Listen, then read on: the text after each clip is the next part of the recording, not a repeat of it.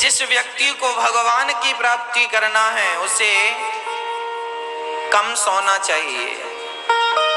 आप कितने बजे सो जाते हैं रात को? हमें जल्दी सो जाना चाहिए। 9 बजे 9:30 बजे तो हम सबको सो जाना चाहिए। 10 बजे तक तो हमारी नींद लग जाए। यदि आप जल्दी सोएंगे तो परिणाम यह होगा कि आप जल्दी उठ पाएंगे। पर आज का आदमी उल्टा करता है, पूरी रात चरता है, कुछ भी मिल जाए चरने लगा चल। रात्रि को कहते हैं निशा, रात्रि को कहते हैं निशा, और रात्रि को चरने वाले को चर निशाचर। निशाचर जो रात को चरे, रात को खाए, वो निशाचर। निशाचर कौन है? 7 बजे तक आप अधिक से अधिक 7 बजे तक भोजन कर लीजिए। ये मैं नहीं कहता, डॉक्टरों का भी कहना है कि सूर्य अस्त होने के बाद आपका पेट कमजोर हो जाता है, पचाने की क्षमता समाप्त कम हो जाती है, क्योंकि जठराग्नि जो है वो दिन में ज्यादा काम करती है, क्योंकि दिन में सूर्य का प्रकाश होता है।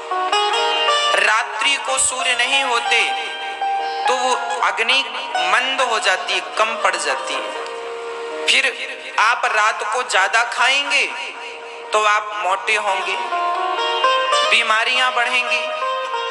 अब आपको बीमारी हुई तो डॉक्टर के पास, डॉक्टर साहब ने दवाई दे दी, दवाई खा रहे हैं, एक तो ज्यादा खा लिया, अब खा लिया उसके लिए दवाई खाएं।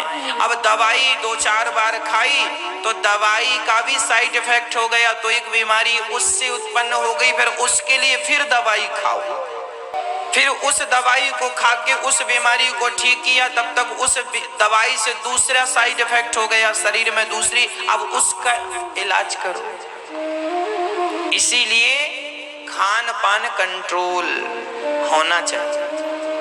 रात्रि को शाम को 4 बजे खा लो, 5 बजे खा लो, सूर्य अस्त होने के पहले ही आप रात्रि का भोजन कर लीजिए। अधिक से अधिक 7 बजे तक खा लीजिए, और अधिक तो 7:30 बजे तक खा लीजिए। 8 बजे मत खाइए, 9 बजे मत खाइए, 10 बजे तो बिल्कुल मत खाइए। पर भारत के लोग ऐसे हैं, रात के 12 बजे आइसक्रीम खाते हैं। कौन समझाए? हे भगवान, ऐसे मूर्खों को क्यों भेजा है आपने इस धरती पर, जो अपना ही ख्याल ना रख पाए, अपने स्वास्थ्य का ही ख्याल ना रख पाए। उन जैसा मूर्ख कौन होगा? क्या इन्हें विद्वान कहा जाएगा? क्या खाना है, क्या नहीं खाना, कब खाना है, कब नहीं खाना, जिसको इतना ज्ञान नहीं है वो आदमी है कि जानवर है? इसलिए रात्रि को 7 बजे तक खा लीजिए, अधिक से अधिक 7:30 बजे तक खा लीजिए। उसके बाद कुछ मत खाइए। सोने के आधा घंटे 1 घंटे पहले 1 गिलास 2 गिलास दूध पी लीजिए। दूध तो पी लीजिए, सोने के पहले दूध जरूर पीना चाहिए, वो भी हल्दी वाला। परंतु रात्रि को भोजन ना करें तो आपकी आयु लंबी होगी, जब तक जियोगे निरोगी काया रहेगी, और ज्यादा खाओगे तो बीमार रहोगे, हमेशा डॉक्टरों के द्वार पर बैठे रहोगे। हम तो आपकी भलाई के लिए कह रहे हैं। और रात को ठंडी चीज, लोग फ्रिज का पानी पीते हैं। अब बताओ, अरे मटके का पानी पीजिए, पानी नॉर्मल पीजिए, जैसा निकलता है जमीन से वैसा ताजा पानी पीजिए। फ्रिज में रखा हुआ पानी ठंडा होता है, और वो ठंडा पानी आपका शरीर, आपके पेट में अग्नि होती है, जिस अग्नि से भोजन पचता है, और आपने ठंडा पानी पी लिया तो अग्नि बुझ गई। उससे क्या होगा? धीरे धीरे आपके पाचन तंत्र खराब हो जाएगा, पेट खराब हो जाएगा, फिर धीरे धीरे आपकी बीमारियां बढ़ती जाएंगी, और समय होते 40 साल तक तो समझ नहीं आएगा, क्योंकि आपके अंदर जोश है, खून गर्म है। उसके बाद जो बुढ़ापा तुम्हारा बिगड़ेगा ना, तो माथा पकड़ के रोओगे। इसलिए मटके का पानी पीजिए, सिंपल पानी पीजिए, नॉर्मल फ्रिज का पानी मत पीजिए। ऐसा हम नहीं, डॉक्टर भी कहते हैं। हम नहीं, डॉक्टर भी तो यही बात कहते हैं। जल्दी सो जाइए, जल्दी सो जाइए और सवेरे 4, 4:30 और कम से कम 5 बजे तो उठ ही जाइए। सवेरे यदि 4 बजे उठ जाए तो अच्छा है, 4:30 बजे उठ जाए तो अच्छा है। अब आप सवाल करेंगे महाराज जी सवेरे उठकर क्या करेंगे, सब काम तो है, क्या करेंगे उठ के? हाँ, क्या करेंगे वो बता रहे हैं। सवेरे आप 4 बजे मत उठो, 4:30 बजे मत उठो राम जी, 5 बजे उठ जाओ। 5 बजे उठ जाओ, उठकर बिस्तर में ही बैठे रहो, दोनों हाथों का मंथन करो और उठते ही सबसे पहले ईश्वर का चिंतन। श्रीमन नारायण चरणों शरणम प्रपद्ये, श्रीमते नारायणाय नमः। हे श्याम सुंदर, आज मैं आपका ही चिंतन करूं, आपके सिवा मेरा मन कहीं ना लगे, कहीं ना जाए, बस आपके श्री चरणों में मेरा मन लगा रहे। हे कृपावंत, हे कृपा निधि, हे भक्त वत्सल, आप तो करुणा के सागर हैं। हे परमात्मा, उस परमात्मा को, उस कृष्ण को, उस नारायण को, उस राम को याद कीजिए, सीताराम, राधे श्याम, लक्ष्मी नारायण भगवान को याद कीजिए और उन्हीं को प्रणाम करिए और भगवान का चिंतन बिस्तर पर बैठे बैठे बड़े प्रेम से 10 मिनट कीर्तन कर लीजिए। आपके घर में यदि छत हो, आंगन हो, तो जाइए जरा आंगन में बैठ जाइए, छत पर बैठ जाइए और सूर्य भगवान उदय हो रहे होंगे तो सूर्योदय का दर्शन कीजिए। जिस व्यक्ति ने अपने जीवन में सूर्योदय का दर्शन नहीं किया, उसके जीवन में कभी भी सूर्योदय नहीं होगा, अर्थात वो व्यक्ति कभी सफल नहीं हो सकता। सूर्योदय का दर्शन ही नहीं किया तो आपके जीवन में सुख के सूर्य कैसे उदय होंगे?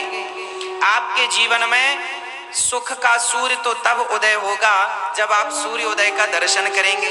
सुबह का वो चिड़ियों का चहकना, सुबह का वो शुद्ध सुबह की हवा, हो सके तो जल्दी से छत में बैठकर हम तो सबसे पहले क्या करते हैं, सबसे पहले उठते हैं, 1, 2, 3 गिलास पानी पीते हैं, भगवान का चिंतन करते हैं, सबसे पहले स्नान करते हैं, अपनी क्रियाओं से निवृत्त होकर स्नान करते हैं और स्नान करने के बाद फिर जाकर छत में बैठो, 1 लोटा जल ले जाओ। सूर्य उदय हो रहा है, तुरंत सूर्य भगवान को 1 लोटा जल, सूर्याय नमः, आदित्याय नमः, भौमाय नमः, खगाय नमः, मित्राय नमः, भास्कराय नमः।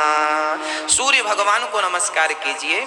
हे सूर्य भगवान, आप सदा हम पर कृपा बनाए रखें। हम हिंदुओं की सबसे बड़ी पूजा, पहली पूजा है सूर्य भगवान की पूजा, तो सूर्य भगवान की पूजा करनी चाहिए। जल चढ़ाना, छत में चटाई बिछा लो और छत में बैठकर विटामिन डी लीजिए। सूर्य के प्रकाश से विटामिन डी मिलता है। छत में बैठकर बढ़िया हवा लीजिए, गहरी गहरी सांसें लीजिए, गहरी गहरी सांसें लीजिए। क्या होगा? आपके जो लंग्स, कोरोना से उन्हीं की मृत्यु हुई है जिनके लंग्स कमजोर थे, कोरोना से उन्हीं की मृत्यु हुई है जिनके फेफड़े कमजोर थे। कमजोर क्यों हो जाते हैं?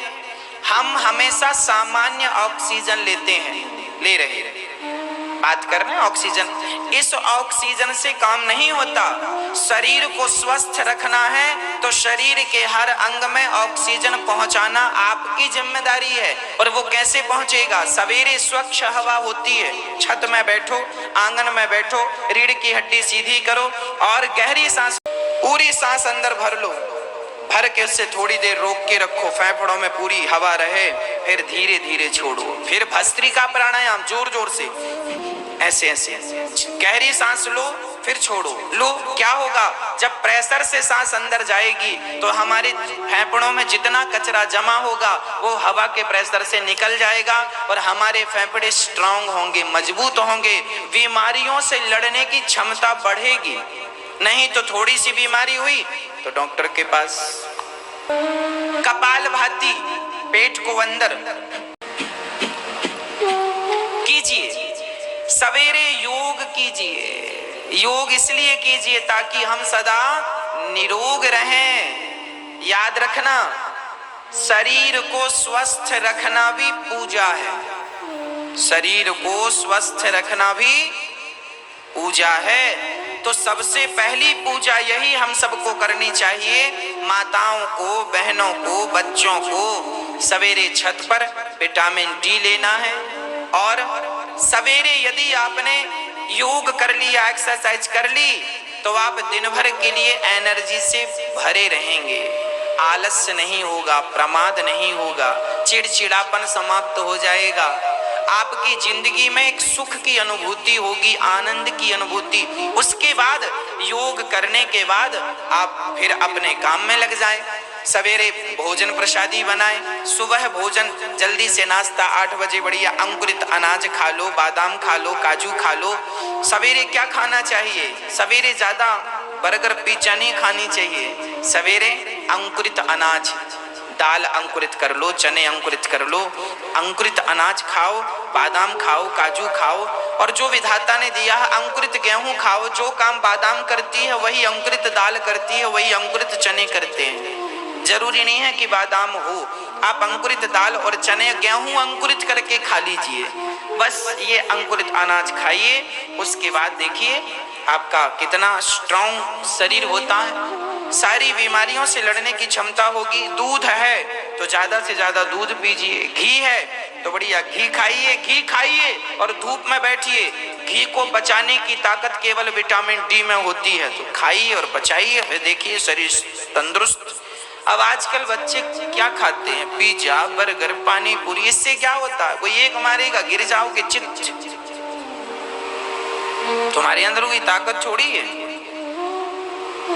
इसलिए ये भी एक भक्ति है। हमारे बड़े बड़े ऋषि मुनि, बच्चों को तो शीर शासन करनी ही चाहिए।